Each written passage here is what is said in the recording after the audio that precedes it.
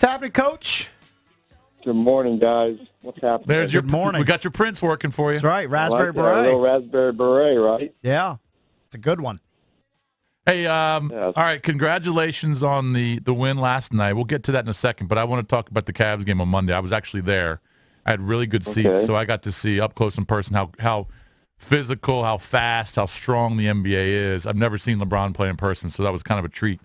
Give us your thoughts on that game. It was a fantastic basketball game. It's one of the best. That game absolutely stunk. Are you kidding me? It was a great. Unless you're a Cavaliers fan. It was a great game to I'm watch. kind of with Coach. you, Coach, on that with the loss. I mean, the level of play, Coach, and it was a playoff atmosphere. It was just a fantastic game to watch. LeBron, I mean, he's the closest thing to Superman. That guy is so big, strong, physical, and he has the finesse as a point guard.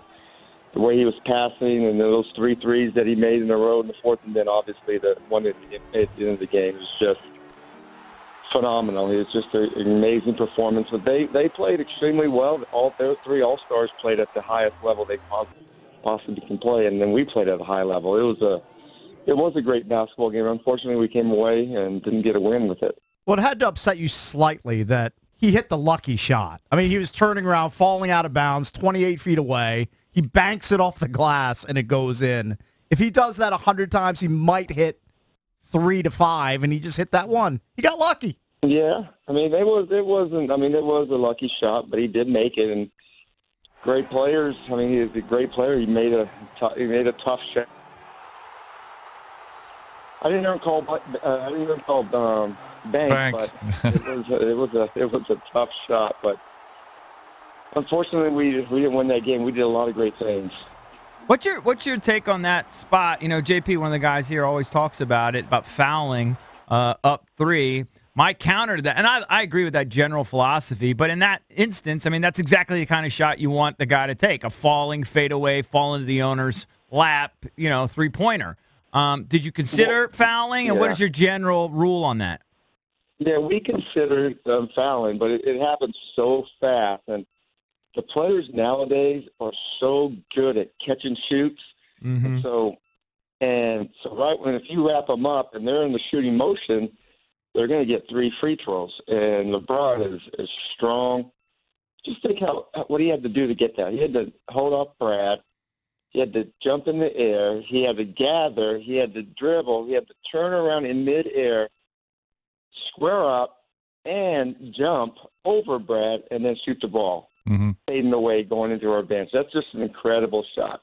I mean, you could say foul. You know what? He made a great shot. Give him credit. Move on to the next game. The other part of that equation, though, is, Coach, no one talks about the pass from Kevin Love. He might be the only guy in the league to make that pass. Just flick his wrist like that, 3/4 away. I mean, you could be there all day and never do that. Absolutely the only guy. Out of 450 players, there's only one player that can make that pass.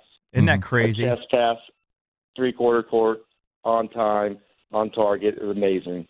Yeah, you just got to tip your cap. So if he would have caught the ball, let's just say they ran a different play and LeBron would have caught the ball, at the top of the arc or somewhere else on the court, would you have told your guys, all right, if he catches it here, I want to foul him, or would you just let him shoot? Well, we were gonna foul. They would have threw the ball in like the half court area right around there. We were gonna wrap them up. Okay. And it was a tough call because he caught it inside the 3, so you could say technically we should have just wrapped them up, but heat of the moment, it's hard to see where he was at because he was within a foot of the 3-point line. Like I said, it was a great shot. Unfortunately, we didn't get the win. Now, I know that you can't say things specifically about referees, but I'll tell you what it's like watching the game as a fan. LeBron throws a Oubre, no call. LeBron takes 4 steps, no call. How frustrating is that? Well, I will say this. They have a very difficult job, as you saw the game up close. Yeah. Very physical, a lot of great athleticism, the speed, and the contact that happens every play. They can't call every call. It's just nobody would want to watch. Nobody would want to play. I wouldn't want to coach. But it's tough. It's a tough job. I mean, I know when I was an assistant coach, and one of the duties as an assistant coach is the scrimmages, or the referee at the scrimmages. And when you do that, it is so much pressure during those 7 or 8 minutes that you do. It's hard. It's a hard job. And I mean, I have respect for them, but, unfortunately, it's part of the job. It's part of the business. Right. No, that's a good point about the physical play. Just being that close to the court, I mean, they're killing each other down there, and you could call a foul every single play, Coach. I mean, in college, those are probably called. It's a lot. Yeah, exactly. It's a lot different now. When I played, it was borderline football on the basketball court. It was like every cut down the lane, you were going to get a forearm shiver through your throat if you weren't prepared. If you were going for the layup, there was no layups. You were getting free throws.